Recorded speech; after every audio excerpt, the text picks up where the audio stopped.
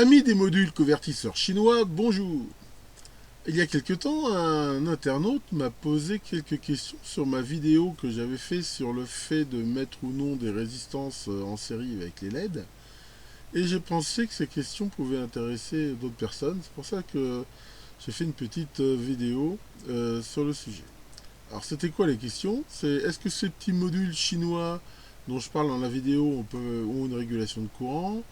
En gros, est-ce qu'il faut respecter une certaine différence de tension entre l'entrée et la sortie, et leur rendement énergétique, et est-ce qu'ils sont aussi capables d'augmenter la tension? Alors, je ne vais pas répondre dans l'ordre. On va déjà parler du point de vue énergétique, hein. La question, c'est est-ce qu'ils sont plus performants qu'une résistance en série ou qu'un régulateur de courant classique? Alors, pour voir ça, il faut voir que tout convertisseur d'énergie a une notion de rendement. Le rendement, qu'on exprime souvent en pourcent, c'est la puissance de sortie divisée sur la puissance d'entrée multipliée par 100. Un exemple, voilà, 10 watts sur 10 watts fois 100, 55. Le rendement idéal parfait, c'est 100. C'est-à-dire que si on rentre 10 watts en entrée, il sort 10 watts en sortie. On va dire que c'est une sorte de fil, par exemple. Un fil électrique, et encore, il faudrait qu'il ait une résistance nulle. On dirait qu'il a un rendement de 100%. Alors, on trouve sur le net aussi les gens qui cherchent le Saint Graal de la free energy, c'est-à-dire qu'ils cherchent ce qu'ils appellent des over unités, c'est-à-dire d'avoir un rendement supérieur à 100, c'est-à-dire que c'est un convertisseur qui serait même plus un convertisseur, ce serait un générateur d'énergie.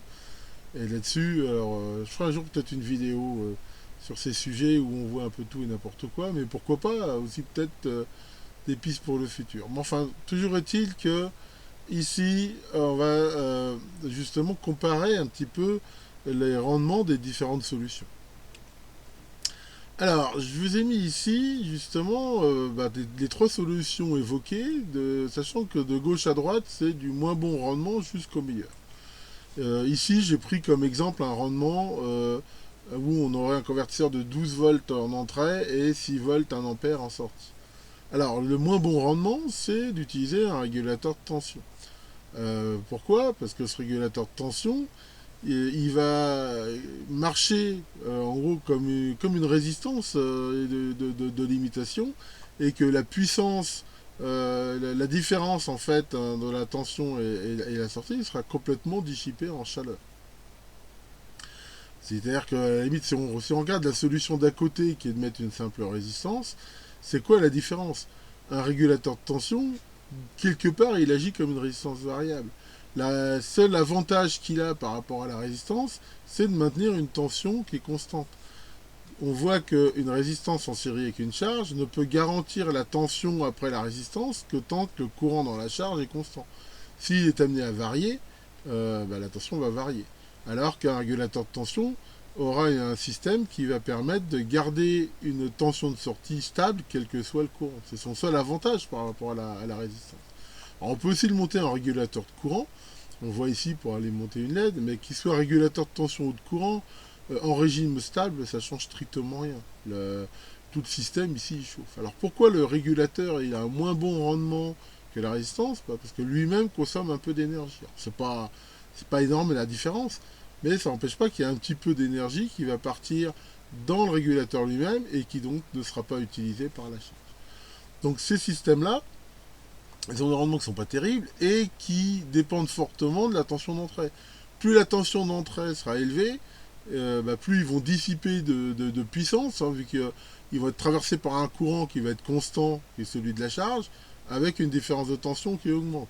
Alors comme la puissance c'est la tension multipliée par le courant, on voit que le rendement il va perdre au fur et à mesure que la tension d'entrée augmente, sachant que la différence de puissance sera perdue en chaleur dedans. Donc voilà, ça c'est des systèmes qui sont pas terribles.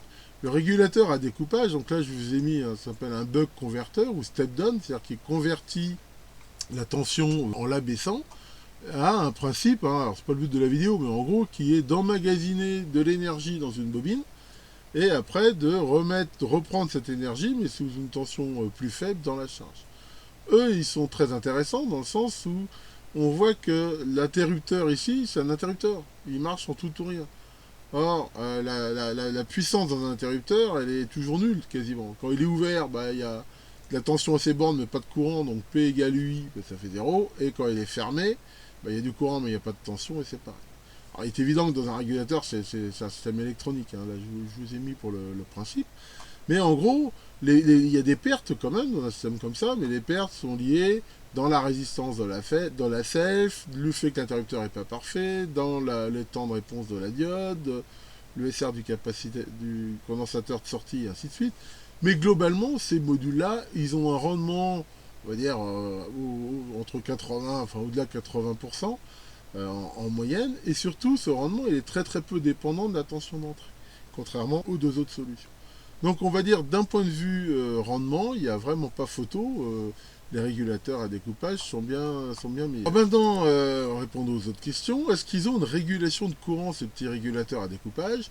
On va dire que certains oui, mais généralement les petits modules économiques n'en ont pas. Ils ont une protection plus ou moins illusoire contre les courts-circuits, mais c'est quelle différence faut-il respecter entre VS et VE? Alors on va dire pour les abaisseurs de tension, c'est variable, mais en gros, il faut compter à peu près 2 volts pour qu'il marche bien. C'est pas toujours vrai, mais encore une fois, de toute façon, dans tous les systèmes électroniques, c'est rare qu'il y ait des paramètres qui soient uniques. On va dire que ça va aussi dépendre du courant de sortie, ça va dépendre de pas mal de choses. Enfin, on va dire qu'au-delà de 2 volts, ça ne marche pas. Est-ce qu'il y en a qui permettent d'augmenter la tension pour de petites intensités? Oui, bien sûr, c'est les step-up converteurs, et qui augmentent même pour des intensités plus élevées. Ça, par contre, ça marche très bien. Alors, comment ils se présentent, ces petits convertisseurs? Là, je vous ai fait un petit shoot écran. J'ai tout simplement cherché, je crois, step-down converter dans Google Pict, et on voit qu'il y a tous ces modules. Ils se présentent généralement comme ça, sachant que certains, comme ceux-là, par exemple, on voit, il y a aussi des réglages de courant ou de choses comme ça.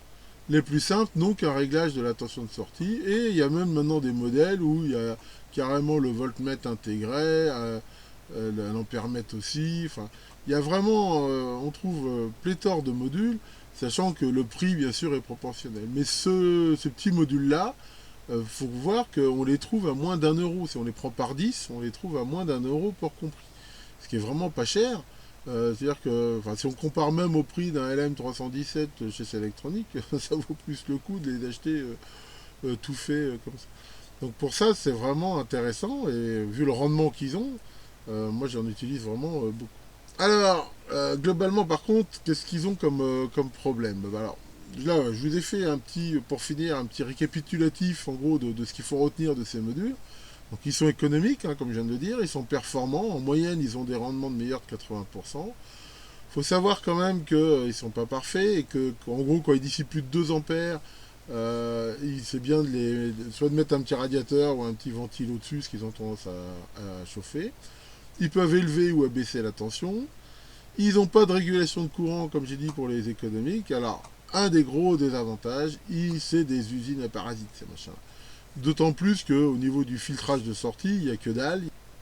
Il y a juste un condensateur de sortie et c'est tout. Alors ça, je ferai sans doute une autre vidéo là-dessus. Il faut reprévoir, enfin, tout dépend si c'est gênant ou pas, mais même si on s'en sert pour alimenter des LED avec des fils, on va faire des parasites, c'est un émetteur, hein, c'est vraiment important. Donc là, il faut vraiment prévoir des filtres EMI, si possible aussi en entrée, mais je ferai une autre vidéo sur le sujet. Ils sont aussi quand même relativement fragiles, hein, honnêtement. Depuis que j'en ai au moins 2 ou 3 qui sont HS. Quand on manip avec ces trucs-là, ils ont beau être soi-disant protégés contre le court-circuit et tout, ils supportent quand même pas des surtensions en sortie, ils supportent très mal, ils supportent pas du tout des inversions de polarité. Quand ils sont soi-disant protégés contre le court-circuit, enfin, faut pas abuser non plus. Donc c'est quand même pas forcément, enfin, comparé à un LM317 ou un LM78 quelque chose, où ces trucs-là sont quasi increvables, c'est quand même un peu plus fragile. Et surtout, si on les utilise pour alimenter des LED, ça n'empêche pas de mettre quand même une résistance en série. Hein, regardez ma vidéo sur le sujet, je la mettrai en lien. Mais il faut quand même prévoir une LED, parce que je rappelle que les LED se commandent en courant. La tension minimum qu'on peut accepter, c'est 0,5 volts. C'est-à-dire qu'il faut mettre à la sortie du convertisseur une résistance qu'on calcule pour quand même avoir 0,5 volts de marge et d'absorption si on veut diminuer les problèmes. Voilà pour cette vidéo sur cet intéressant sujet. Que Gigoton, le dieu des oscillateurs, veille sur vous. Et je vous souhaite un bon dimanche à tous et à toutes aussi. Les statistiques que Google Analytics me montrent que j'ai 6% des gens qui regardent mes vidéos qui sont de la gente féminine, donc je les salue. Et j'espère qu'il y en aura d'autres. Hein. On manque cruellement d'électroniciennes dans les laboratoires. Donc bienvenue à toutes et à bientôt pour de nouvelles vidéos.